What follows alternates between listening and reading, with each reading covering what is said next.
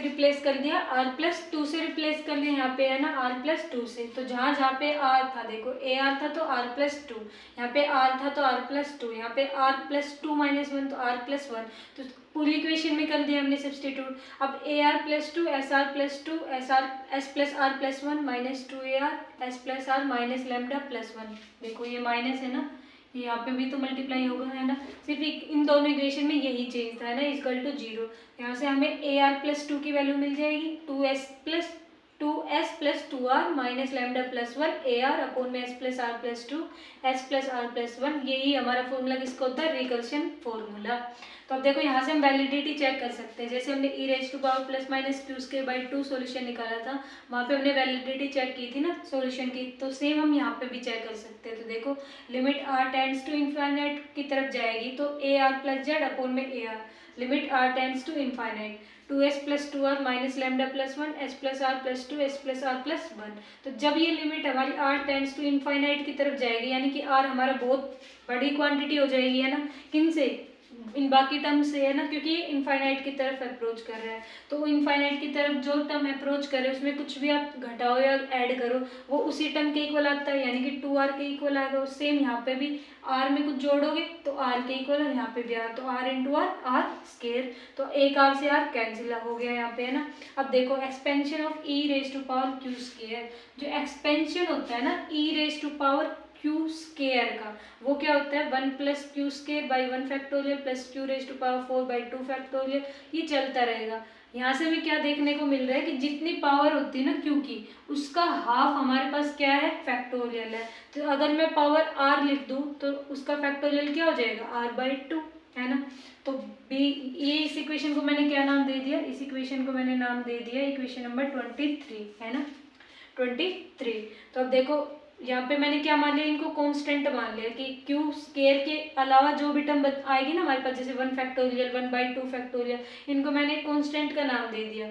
तो b0 starting के लिए प्लस में, अब ये देखो q⁴/2 फैक्टोरियल है, तो q⁴ के लिए मैंने क्या लिया, b4, q⁴2 के लिए मैंने b2, q⁴6 के लिए b6, q⁴8 के लिए b8 है ना। तो जितनी पावर है ना वही कोफिशिएंट का मैंने नंबर दे दिया। अब br+z अपॉन br, सो br+2 अपॉन में br है ना, ये ar+2/ar था, अब मैंने इसको b के टर्म्स में लिख दिया, तो यहाँ पे br+2/br इक्वल टू किसके इक्वल आ जाएगा, 1/r/2 प्लस 1 फैक्टोरियल अपॉन में 1/r/2 फैक्टोरियल, और ये क्या हो जाएगा मेरे पास, रेसिप्रोकल हो जाएगा। रेसिप्रोकल हो गई तो इसकी वैल्यू इसके इक्वल आ गई, तो r/2 फैक्टोरियल न्यूमरेटर में भी है, और इसको जब आप लोग एक्सपेंड करोगे तो ये आएगा है ना, क्योंकि n फैक्टोरियल n-1 फैक्टोरियल के इक्वल होता है। तो r/2 से कैंसिल हो गया, 1/r/2 प्लस 1 आ गया यहाँ से, तो 2/r+2, अगेन r हमारा इनफाइनाइट को अप्रोच कर रहा था, तो r+2 किसके इक्वल आएगा, हमारा r के इक्वल। तो limit r tends to infinite br+2 upon br equal to 2/r, equation number 24। अब इक्वेशन नंबर 23 और इक्वेशन नंबर 24 से हमें साफ देखने को मिल रहा है क्या, कि हमारा जो ये h है HQ, वो क्या कर रहा है, डाइवर्ज कर रहा है किसको, e⁻q² को, किसको डाइवर्ज कर रहा है, इस एक्सपेंशन को है ना, e⁻q² को। तो साई की वैल्यू किसके इक्वल आ गई, देखो साई हमने ये जूम करके चले थे ना स्टार्टिंग में, e⁻q² HQ है ना, ये वाला हमने सॉल्यूशन निकाला था स्टार्टिंग में, जो इक्वेशन आई थी हमारी डिफरेंशियल इक्वेशन नंबर 7, तो उसको सोल्व करके है ना। और अगेन जब हम हर्माइन पोलिनोमियल के निकाल रहे थे तो इस टर्म को हम HQ से मल्टीप्लाई कर रहे थे, HQ की वैल्यू क्या है, e⁻q², तो साई की वैल्यू क्या है, e⁻q²/2। लास्ट सेक्शन बच रहा है इसका, जहाँ पे हम एनर्जी की बात करेंगे, एनर्जी आइगन वैल्यूज क्या होगी, फॉर्मूला वही सेम आएगा, n+12 h⁻ω जो हमारा लैडर ऑपरेटर में आया था, ये हमारा क्या था, हर्माइट पोलिनोमियल से। तो देखो अब हम क्या बात करेंगे, आइगन वैल्यूज की बात करेंगे ना, किसके लिए, हार्मोनिक ऑसिलेटर के लिए। तो देखो 2s+2r+1 minus lambda equal to 0, जो हमारे पास रिकर्सन रिलेशन आ रहा था ar+2/ar, वो किसके इक्वल आ रहा था, 2s+2r+1 माइनस लैम्डा अपॉन में 2s+2r+1 और +2 ऐसे करके आ रहा था है ना। तो वहाँ पे जो न्यूमरेटर टर्म थी 2s+2r+1 minus lambda equal to 0, ये टर्म हमारी कहीं ना कहीं मतलब ये जो टर्म आती है ना हमारी, ये हमारी r equal to nth term जो बिल्कुल लास्ट टर्म है ना, वहाँ पे जाके टर्मिनेट हो जानी चाहिए, यानी कि जीरो के इक्वल आ जानी चाहिए कि कहीं तो इसका एंड आएगा, है ना। तो 2s plus 2r plus 1 minus lambda equal to zero के इक्वल हमने इक्वेट कर दिया। लैम्डा की वैल्यू क्या आएगी, 2s plus 2r plus 1, zero के इक्वल इक्वेट किया तो लैम्डा की वैल्यू मैंने कैलकुलेट कर ली। अब 2 कॉमन ले लिया, s प्लस आर प्लस 1, और इस s प्लस आर को मैंने क्या नाम दे दिया, n नाम दे दिया, है ना, कि n हमारा किसके इक्वल है, s प्लस आर के इक्वल है। तो यहाँ से लैम्डा किसके इक्वल आ जाएगा, 2n प्लस 1 के इक्वल आ जाएगा, है ना।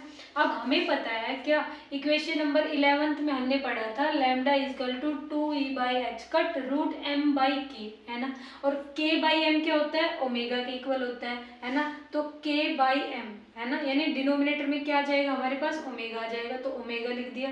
2e n वैल्यू के लिए बात कर रहे हैं ना हम यहाँ पे, तो 2en अपॉन में h cut omega equal to, तो दोनों इक्वेशन को कंपेयर किया कि यहाँ से भी लैम्डा की वैल्यू और यहाँ से भी लैम्डा की वैल्यू, इन दोनों को कंपेयर किया तो 2en by h cut omega equal to 2n plus 1 के इक्वल आ गया। तो यहाँ से en की वैल्यू कैलकुलेट करोगे, क्या आएगा आप लोगों के पास, H cut omega by 2n plus 1, और इसको हम कैसे लिख सकते हैं, n plus half H cut omega, यानी कि जो हमने लैडर ऑपरेटर के लिए निकाली थी, यानी एल्जेब्रिक मेथड से जब हमने सोल्व किया था en की वैल्यू, तो तब भी हमें यही मिल रही थी। तो चाहे आप लोग मेथड एनालिटिकल यूज़ करो या फिर एल्जेब्रिक यूज़ करो, एनर्जी की वैल्यू हमारे पास सेम आएगी। लेकिन लैडर ऑपरेटर थोड़ा सा मतलब शॉर्ट में पड़ता है, ये काफ़ी लेंथी मेथड है ना। तो अब हम n की वैल्यू 0 पुट करेंगे यहाँ पे, तो E0 equal to half H cut omega, और इसी को हम क्या बोलते हैं, 0 पॉइंट एनर्जी, है ना। अब आइगन फंक्शन को कैलकुलेट करेंगे, ये तो हमने आइगन एनर्जी कैलकुलेट कर ली है ना। अब आइगन फंक्शन कैसे कैलकुलेट होगा, solution of equation d square psi by d q square plus lambda minus Q square psi equal to 0। ये हमारे पास सेकंड ऑर्डर डिफरेंशियल इक्वेशन आई थी स्टार्टिंग में जब हम लोग सोल्व करने लगे थे, है ना। तो लैम्डा की वैल्यू क्या आई हमारे पास यहाँ पे 2n प्लस 1, 2n प्लस 1 यहाँ से हमने सोल्व किए तो, है ना।